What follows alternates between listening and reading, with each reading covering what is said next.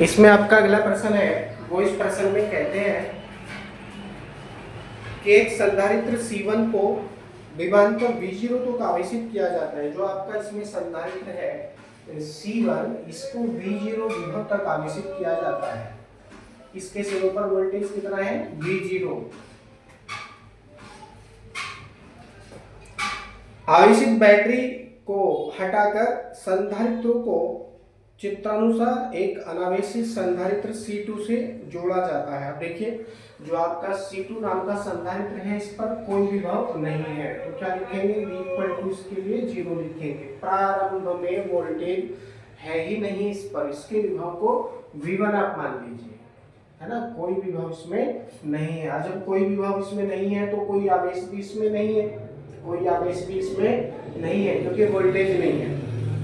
Voltage केवल किसमें है? C1 संधारित्र पर V0 वोल्टेज है, जिसके कारण इसके सिरों पर या इस पर संचित आवेश कितना हो जाता है? Q0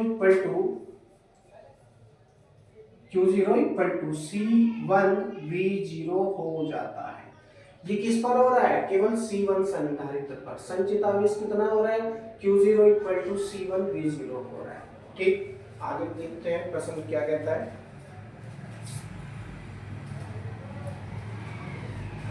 तो इसमें दो खंड बना दिए हैं। पहला खंड है, इस संयोग का अंतिम विभवांतर क्या होगा? जब उसको समांतर क्रम में चित्रानुसार जोड़ देंगे एक अनावेशित संधारित्र के साथ में आवेशित संधारित्र C1 को, तो पूछते हैं अंतिम विभवांतर क्या होगा। सेकंड में पूछते हैं चित्र में कुंजी K को दबाने से पहले और बाद में, ठीक है, संचित ऊर्जा कितनी होगी और ऊर्जा अंतर का क्या होता है।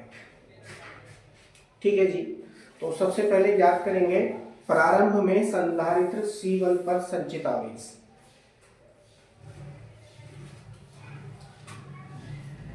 सवाल नंबर पहला हम यहां से हल करते हैं। खंड नंबर 1 लिखेंगे संधारित्र C1 पर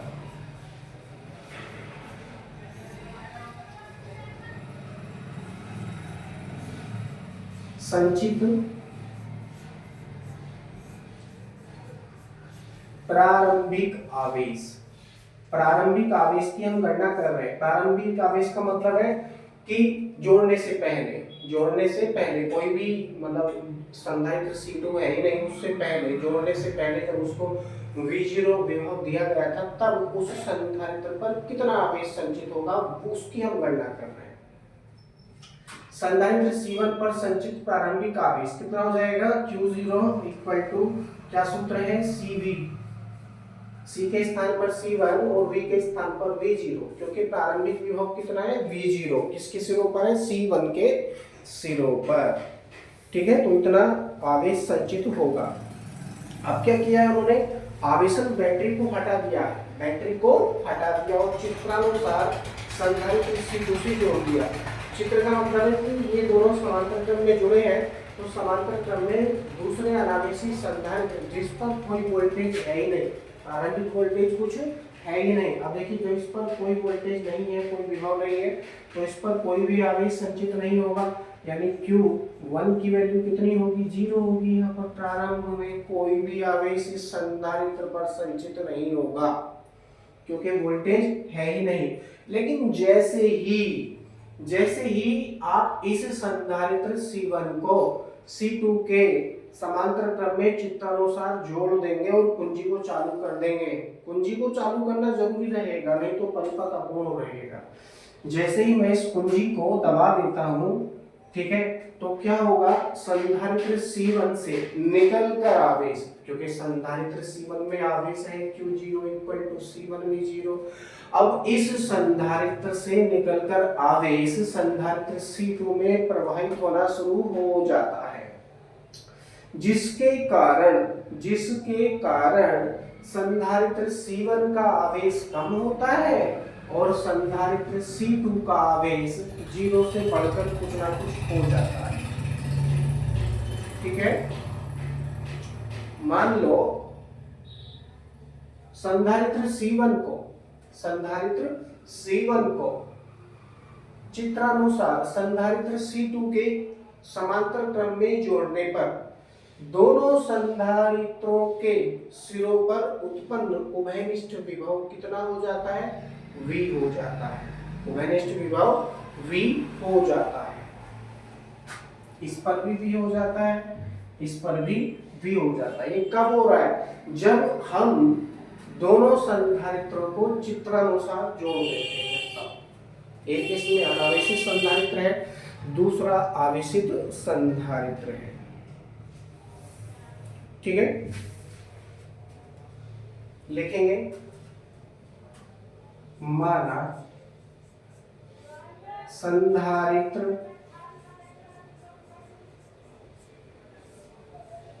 C1 को संधारित्र C2 या दूसरी अनावेशित संधारित्र लिख दो, कोई दिक्कत नहीं है, नो प्रॉब्लम। लेकिन जो आप लिख रहे हैं वो सही होना चाहिए, स्पष्ट है, क्योंकि ये बात हमको क्वेश्चन में भी दे रखी है। दूसरे अनावेशित संधारित्र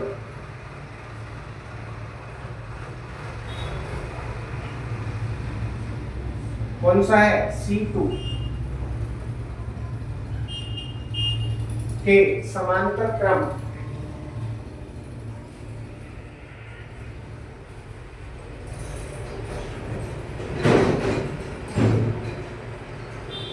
चित्रानुसार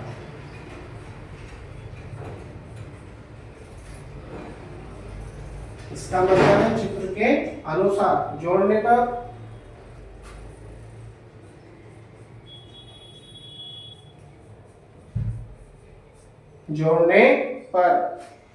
दोनों पर द्वारा समझेंगे। माना संधारित्र C1 को दूसरे अनावेशित संधारित्र C2 के समांतर क्रम में चित्रानुसार जोड़ने पर उनके सिरों पर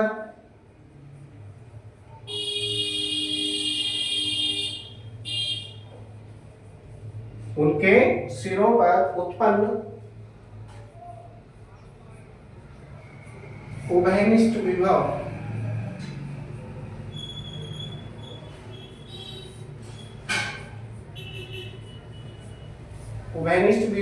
V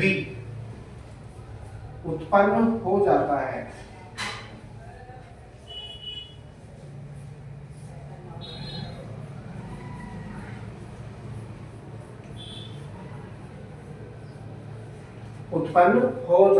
तब संधारित्र C1 पर संचित आवेश तथा संधारित्र C2 पर संचित आवेश अलग अलग ज्ञात करेंगे।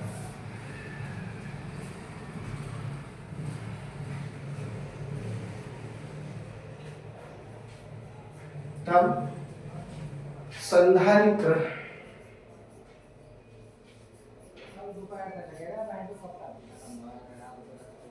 C1 पर संचित आवेश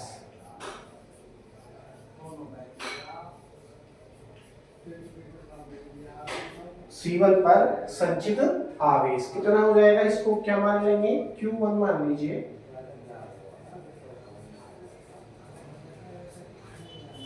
संचित आवेश पहले पर Q1 इक्वल टू C1V हो जाता है ना। यही तो सूत्र है संचित आवेश का, Q इक्वल टू CV, तो क्या हो जाएगा? Q1 इक्वल टू C1V हो जाता है। अब दूसरे पर याद करते हैं, संधारित्र C2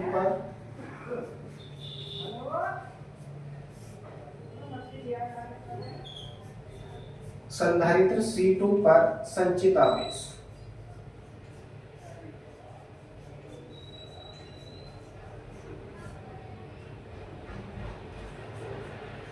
Q2 equal to C2V हो जाएगा। Q2 equal to C2V।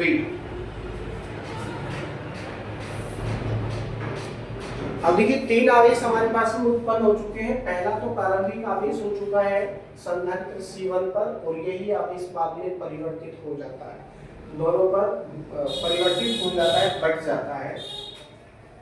Q1 की वैल्यू अलग है, Q2 की वैल्यू अलग है। अब हम प्रयोग करेंगे आवेशों का संरक्षण नियम या आवेशों के पुनर्वितरण नियम से। आवेशों के पुनर्वितरण नियम से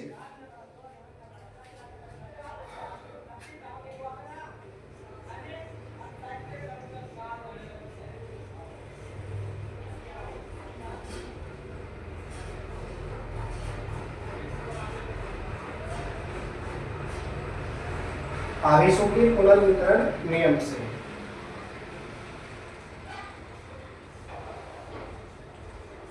आवेशों का पुनर्वितरण नियम क्या है वो हम यहाँ पर प्रयोग करेंगे। Q0 equal to Q1 plus Q2।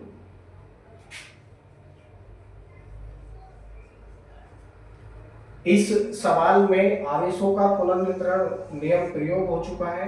इसके अनुसार इसको हम हल करेंगे। Q0 की वैल्यू आपके पास में है C1V0 इक्वल टू Q1 की वैल्यू आपके पास में है C1V। ऐसे यहाँ पर Q2 की वैल्यू आपके पास में है C2V। C2V। अब हम क्या करेंगे, वहां से V को कॉमन कर लेंगे क्योंकि उभयनिष्ठ विभव ही हमसे पूछा है। उभयनिष्ठ विभव ही हमसे ये पूछ रहे हैं। तो क्या हो जाएगा C1V0 इक्वल टू, यहाँ से V को कॉमन करेंगे तो अंदर क्या बचेगा C1 प्लस C2 यहाँ हमको प्राप्त होगा। अब उभयनिष्ठ विभव की हम गणना करेंगे तो क्या हो जाएगा V इक्वल टू हो जाएगा C1V0 upon C1 plus C2। ठीक है, ये उभयनिष्ठ विभव आ जाता है। उभयनिष्ठ विभव V equal to C1V0 upon C1 plus C2। I hope आपको समझ में आया होगा। सेकेंड क्वेश्चन में पूछते हैं ये, कुंजी K को दबाने से पहले और दबाने के बाद संग्रहित ऊर्जा। देखिए, दबाने से पहले इसको कर लेते हैं अलग, थोड़ा थ्योरी भी लिखेंगे इसमें। आई होप यहां तक आप समझ पाए। यदि आपको समझ में नहीं आया है तो वीडियो को आगे पीछे करके आप देख सकते हैं।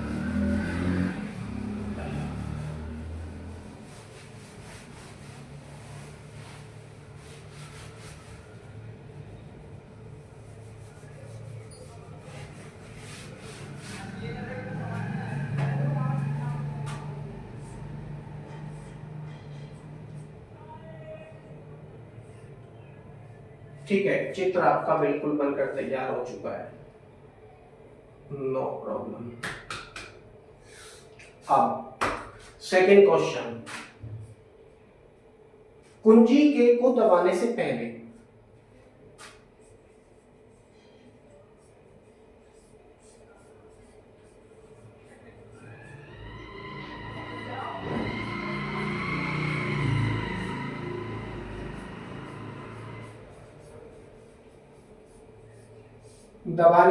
देखिए क्या होगा। कुंजी K को दबाने से पहले केवल संधारित्र C1 पर ही आवेश संचित है।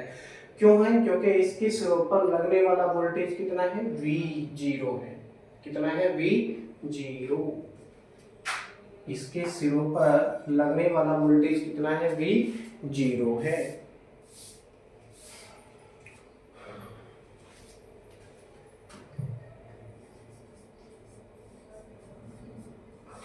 केवल संधारित्र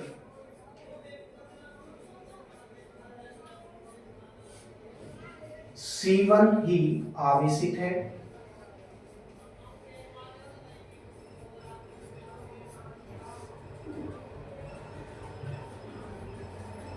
केवल संधारित्र C1 ही आवेशित है। वहीं या संधारित्र C2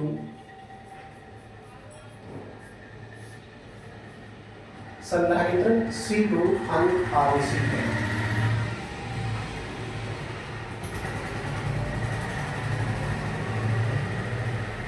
अतः दोनों संधारित्रों की ऊर्जा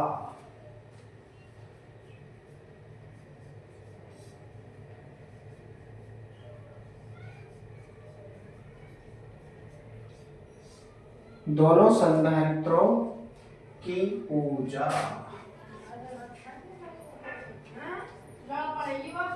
संधारित्रों की ऊर्जा ज्ञात कर रहे हैं तो क्या प्रयोग करेंगे सूत्र, U equal to U1 plus U2।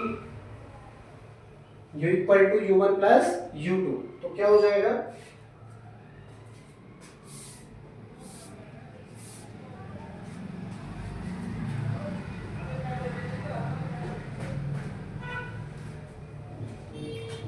u equal to 1/2, u1 की वैल्यू हमारे पास में नहीं है, उसका सूत्र होता है 1/2 cv स्क्वायर, 1/2 cv स्क्वायर, लेकिन पहले संधारित्र के लिए इसको कर रहे हैं, तो क्या हो जाएगा c1v0 square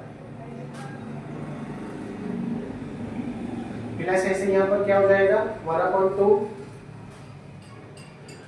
c2v square, 1/2 c2v square. अब देखिए यहाँ पर तो कोई वोल्टेज है ही नहीं, क्योंकि संधारित्र C2 अनावेशित है, कोई वोल्टेज इसके सिरों पर नहीं है पहले, ठीक है। तो क्या करेंगे, इसके स्थान पर जीरो का प्रयोग आप कर सकते हैं, कोई वोल्टेज नहीं है, तो क्या प्रयोग करेंगे, जीरो प्रयोग करेंगे। जीरो से इस पूरे का गुणा करेंगे तो ये पूरा पद क्या हो जाएगा, जीरो हो जाएगा, पूरा पद क्या हो जाएगा, जीरो हो जाएगा। तो हमारे पास में संचित ऊर्जा कितनी प्राप्त हुई है, u equal to 1/2 c1v0 square हमको ये प्राप्त हुई है। कुंजी K को दबाने से पहले केवल संधारित्र C1 ही आवेशित है, दूसरे संधारित्र पर किसी प्रकार का कोई आवेश संचित नहीं होगा। जब कोई आवेश संचित नहीं होगा तो उस पर किसी प्रकार की कोई ऊर्जा भी नहीं रहेगी, ठीक है जी। तो ये प्रारंभिक ऊर्जा आ चुकी है।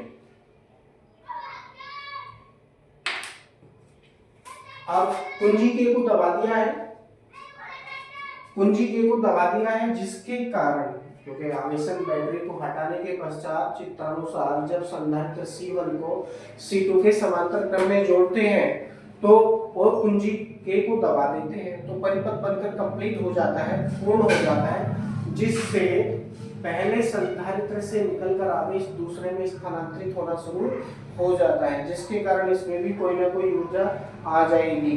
तो क्या बन जाएगा, एक समायोजन बन जाएगा। क्या बन जाएगा, समायोजन। तो लिखेंगे कुंजी K को दबाने के बाद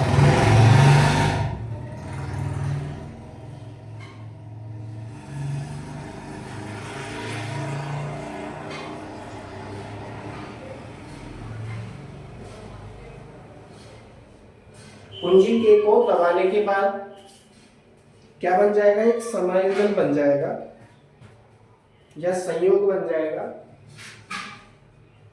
समायोजन मानो, समायोजन पर उत्पन्न विभव V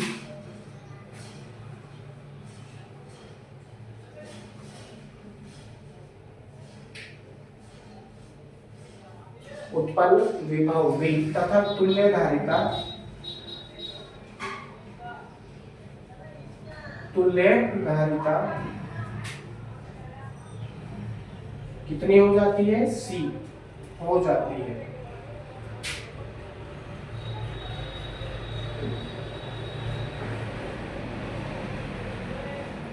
तब समायोजन या संयोग कह लो या समायोजन कह लो, बातेंगे समायोजन की ऊर्जा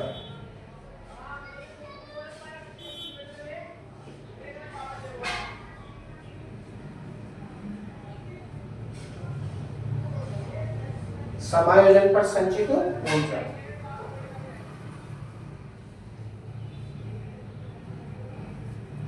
समायोजन पर संचित ऊर्जा ज्ञात करेंगे।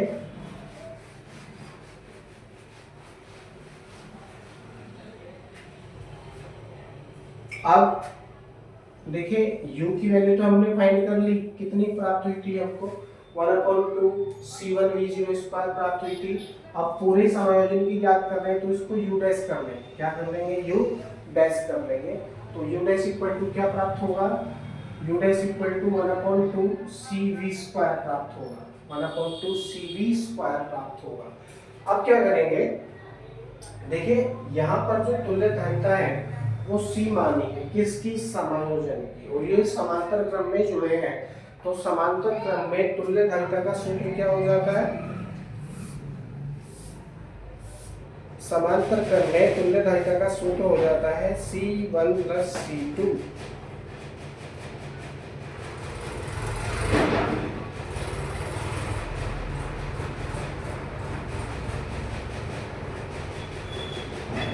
You dash equal to 1/2 bracket में लिखेंगे C1 प्लस C2। ये क्या आ गई तुल्य धारिता आ चुकी है, और V स्क्वायर बाद में लिखेंगे। अब देखिए V का मान हम ऑलरेडी पहले फाइंड कर चुके हैं। V क्या है, वो घनिष्ठ विभव है। V की वैल्यू हम पहले से फाइंड कर चुके हैं, वो कितनी है, C1 V0 upon C1 plus C2। ये वैल्यू का हम यहाँ पर प्रयोग करेंगे V के स्थान पर, तो प्राप्त होगा U dash equal to 1/2 C1 plus C2 तो ऐसे ही लिखा रहेगा ब्रैकेट में, और उभयनिष्ठ विभव जो V था उसकी वैल्यू हमने फाइंड की थी, कितनी प्राप्त हो रही थी, C1 V0 upon C1 plus C2। Sorry, हाँ यही थी value, C1 V0 upon C1 plus C2।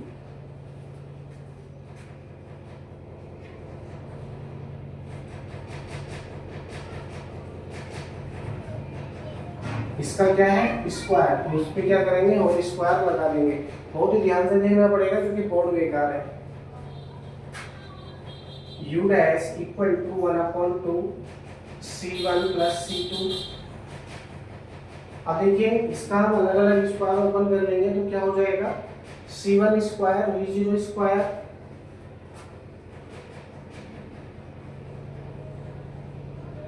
Upon C1 plus C2 का whole square. C1 plus C2 का होल स्क्वायर, कुछ इस तरह से इसका हमने स्क्वायर खोल दिया है। ठीक है जी। अब ऊपर देखिए C1 प्लस C2 है, यहाँ पर C1 प्लस C2 है, तो क्या करेंगे, ये पूरा ब्रैकेट भी आप खत्म कर सकते हैं, ये केवल पावर ही खत्म होगी। अब क्या बच रहा है, 1/2 C1 square into V0 square. इसको मैं कैसे लिख सकता हूँ, इसको मैं ऐसे करके भी लिख सकता हूँ,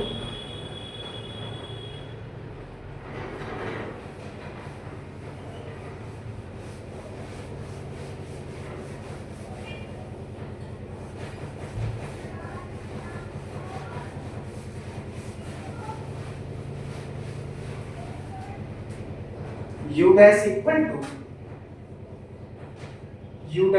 इक्वल टू 1/2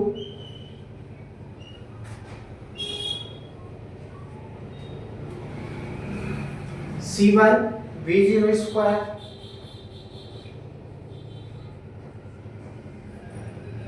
इनटू, अब एक C1 यहाँ पर बचा हुआ है अभी, C1 upon C1 plus C2।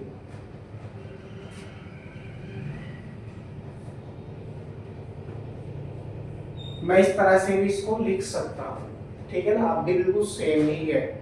और देखिए 1/2 C1 V0 स्क्वायर किस राशि का सूत्र उत्पन्न हो रहा है, ये संधारित्र C1 पर संचित प्रारंभिक ऊर्जा का सूत्र उत्पन्न हो रहा है, जिसके लिए हमने U1 का प्रयोग किया था। ठीक है, तो इस राशि के स्थान पर, इस सूत्र के स्थान पर U1 का प्रयोग हम कर सकते हैं। ठीक है, तो ये क्या हो जाएगा, U डैश इक्वल टू उत्पन्न होगा U1 C1 upon C1 plus C,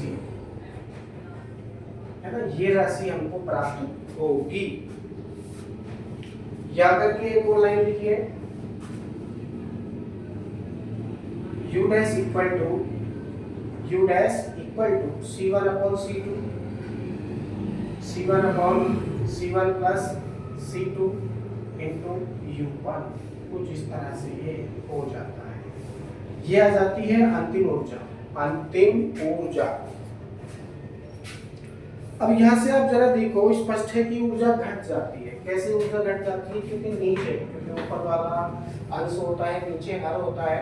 इसके अनुसार अगर हम देख रहे हैं तो C1 में C2 जुड़ रहा है, जिसके कारण इसका योगफल ज्यादा आता है, और ज्यादा से कम वाले को अगर हम डिवाइड करेंगे तो भागफल बहुत ही कम प्राप्त होगा। इससे स्पष्ट है कि ऊर्जा घट जाती है।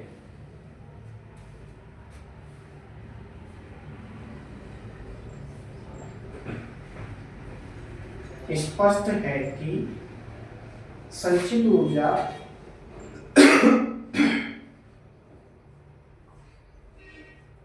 संचित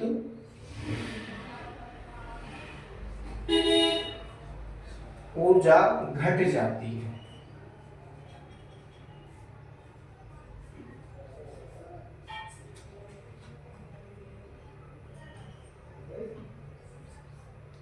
अब ये घटी हुई ऊर्जा कहाँ जाती है? घटी ऊर्जा संधारित्रों को जोड़ने वाले तारों में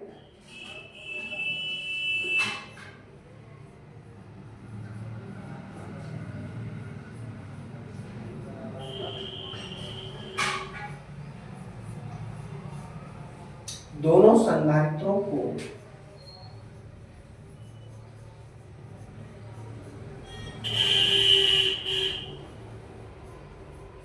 जोड़ने वाले तारों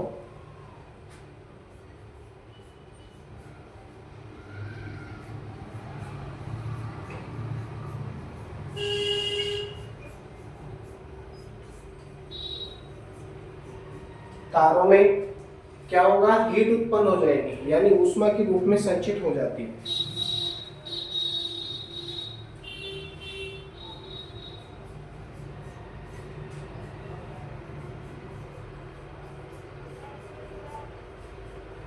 ऊष्मा के रूप में प्रकट होती है।